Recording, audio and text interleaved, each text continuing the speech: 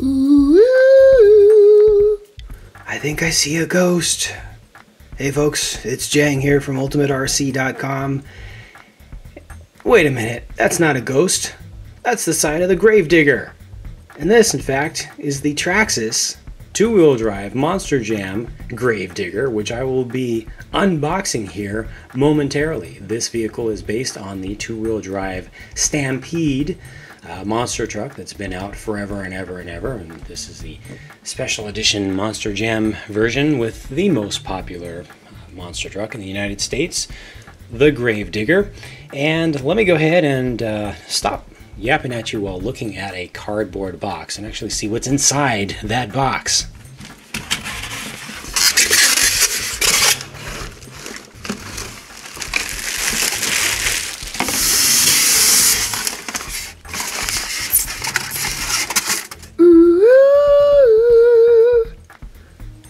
And this time it's for real.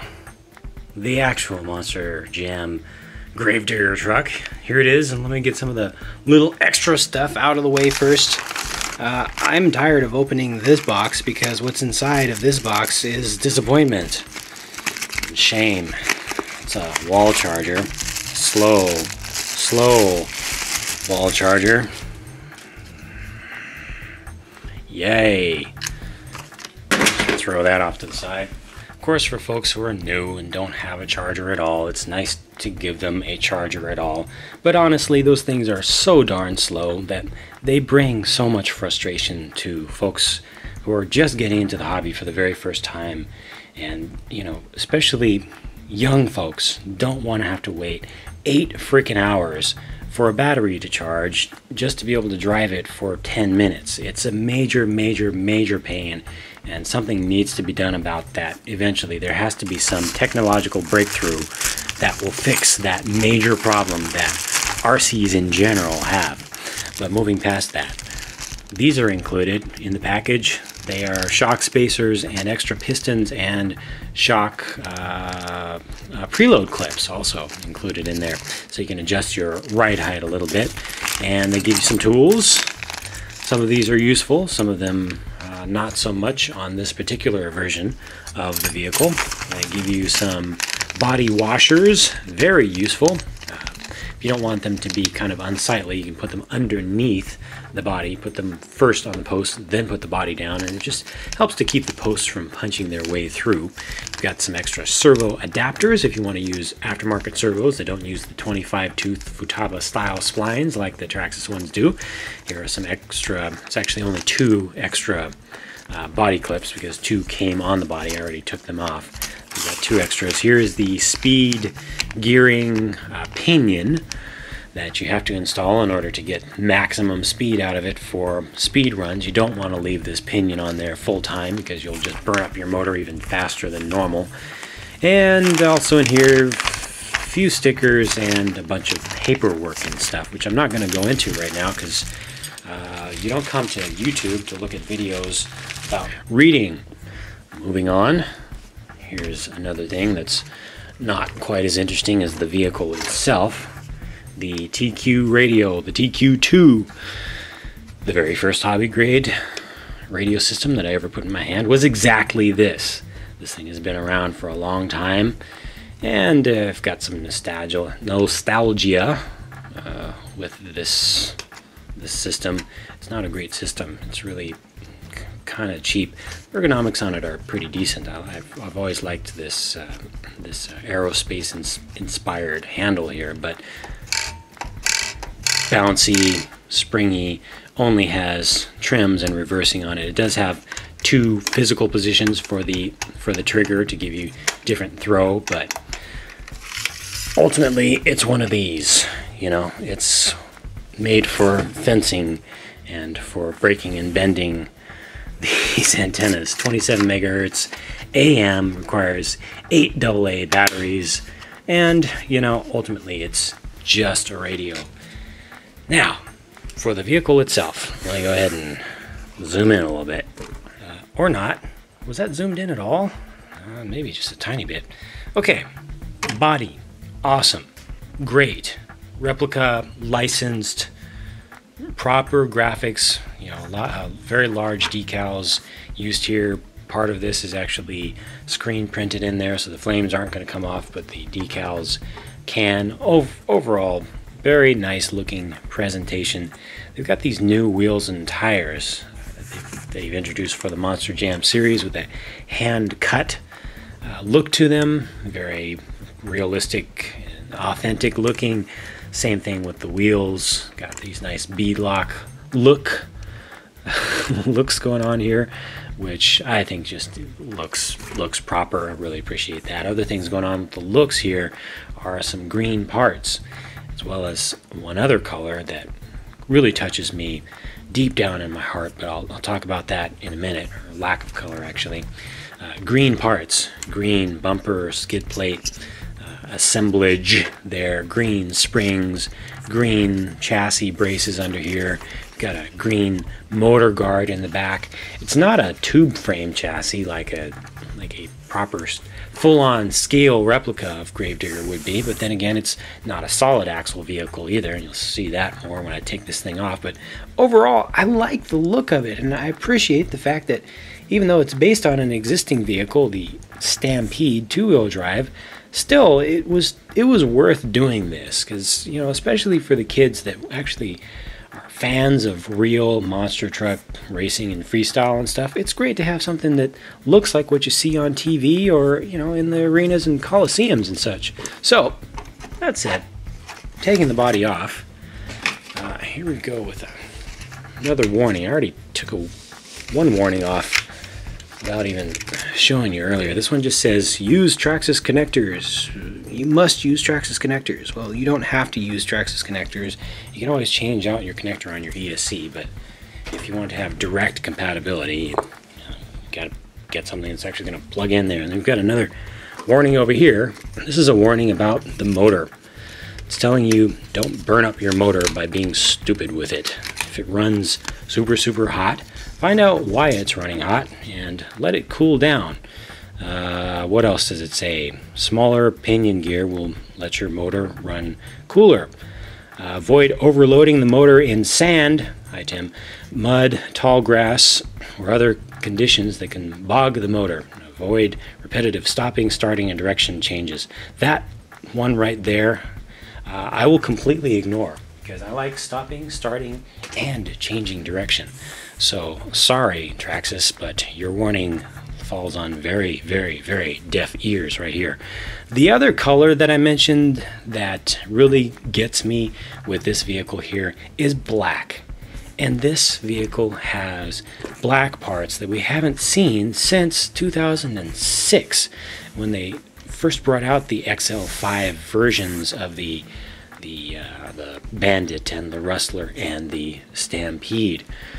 Black is the color that the parts used to always be, and they brought them back instead of using the light gray, which I don't think many people liked at all, except for the fact that you can dye it to different colors. But in general, just as a look, for something that you don't want to really focus on and see when the body is on and, you know, you're bouncing around over rough terrain and stuff, the black just looks cool. And a lot of people actually take the gray plastic chassis and other parts from the regular version of the Stampede and dye it, or dye all of them black, because it ultimately looks better. And the nostalgia here for me is that my second ever hobby grade RC was a Stampede, and it had these same black parts, and as a matter of fact I still have some of those old parts, so that's really cool, with the chassis and the front bulkhead down there, and also the shock bodies all black.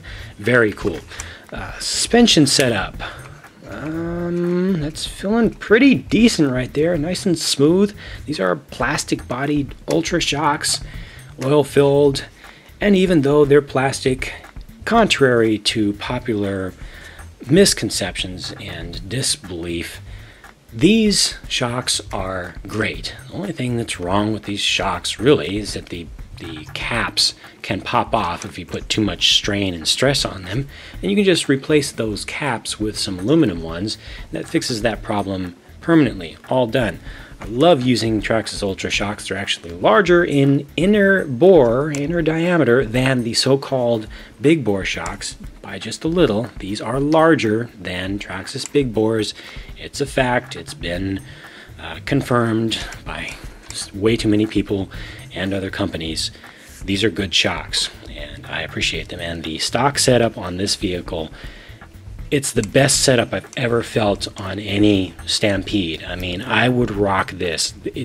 They should release the base model, the regular Stampede, with this exact spring and oil combination, because this feels really good. I'm super happy about that. Let's see. What have we got going on here? Same old Traxxas Titan 12-turn motor back here, the so-called 550. It's more of a 540 with an extra length added on with an internal fan there. Brushed motor, fairly high torque, as brushed motors go in this size class. Pretty powerful. Then the ESC is the XL5 waterproof ESC, brushed only.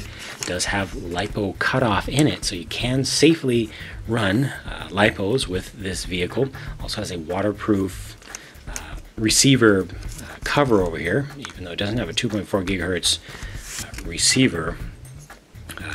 It does have this very long antenna, which requires the use of a very long antenna tube, which is still not long enough, so you end up having to run it out and then bend it back and twist it around the outside of the tube and use a piece of electrical tape.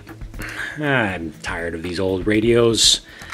One day they will die, but for now, it's still a little bit cheaper option to let you get a full ready-to-run setup for a little less, a couple bucks less than having a 2.4 gigahertz setup. These body mounts are fairly new. I haven't seen these before on the Stampede platform. Both the rears and the fronts, very adjustable. These extra long posts up here let you use the SUV style or wagon style of body, and you've got a lot of adjustability here also, and that's awesome, because if you switch over to a body that you want to run lower, more of a racing, like an RC racing style of body, now you can just lower these down and help to slam the body a little bit. You can't get it all the way down, but previously with the base model Stampede, you didn't have all that adjustability. You just had what it came with, and in the rear there were two different places where you could hook it up. Now you've got a little bit more adjustability, so that's good. The servo is also a waterproof unit, so everything on this, electronics-wise, is waterproof. The screws and a lot of the pieces of hardware are not waterproof. They will rust, so you do need to still take care of this thing if you run it in water. But it's the 2056 servo, which is their higher torque standard servo. Not very fast, but plenty of torque for a vehicle of this weight, especially for a two-wheel drive vehicle. I just love doing this because it feels so good. It really does. They finally got it right. They haven't gotten their suspension setups out of the box right on too many of the vehicles, but this is it right here. Included battery, 7-cell hump pack nickel metal hydride power cell, 3000 milliamp hour pack, 8.4 volt. You know, it's something to get you up and running, and it's faster than the old standard 6-cell. We've got a little bit of a notch right here to give it room for the wires to come out, so you don't end up bending the wires. Not very useful for LiPos that have them that come out on the side at the ends, but it's still better than nothing. And you can always just notch that out a little bit more with a tool if you want. It's really not going to take anything away from the structural integrity of the entire chassis. These wheels, one more thing about the wheels is that although they're kind of the 2.2 inch size as you look at them from the outside, from the inside they're not. They're larger in here. I think it's closer to the 2.8 inch inner size. It's kind of the short course style. We've got the staggered beads. The outer beads are smaller than the inner beads, and I believe the main reason that they did this so that it would fit on the 4x4 Stampede also, which has very thick, heavy hubs because they've got to have the drive shafts coming through there, so it needs more room. But still ends up looking good.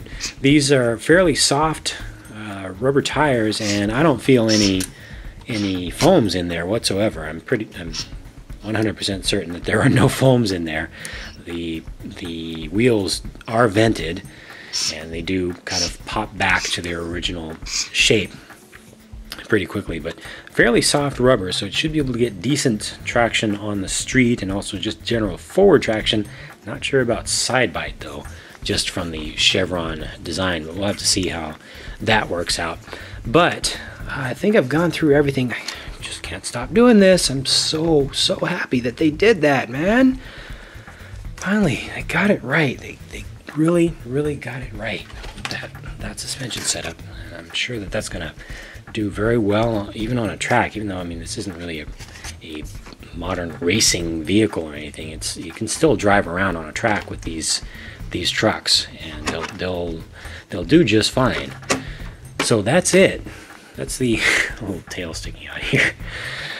That's it for the Traxxas Monster Jam Gravedigger, the two-wheel drive based on the Traxxas Stampede platform truck. Thank you for watching. Coming up, of course, in due time, we'll be running videos of this as I put it through its paces in full, and eventually I'll put up a full review once I've taken the time to do all the testing that I need to give you an actual review, rather than just this unboxing, which is clearly not a review because I haven't even run the thing once yet. All that will be coming up. Depending upon when you're looking at this video, it may already be up. So be sure to check for all those videos on my channel, Ultimate RC Network, here on YouTube. And if you have questions or comments, one of the oldest Stampede-specific forums on the web, it's been active since 2001, is at ultimaterc.com. It was one of the very first RC-related forums. It was actually the second RC-related forum that I ever created, way back in the day, back in when I was first getting started with this stuff and doing mods and stuff. So check that out. If you've got questions or comments about the Stampede platform in general, there are also plenty of forums for everything else RC-related at ultimaterc.com. But either way, thank you again for watching, and I'll be talking to you again soon in the next video. Bye for now.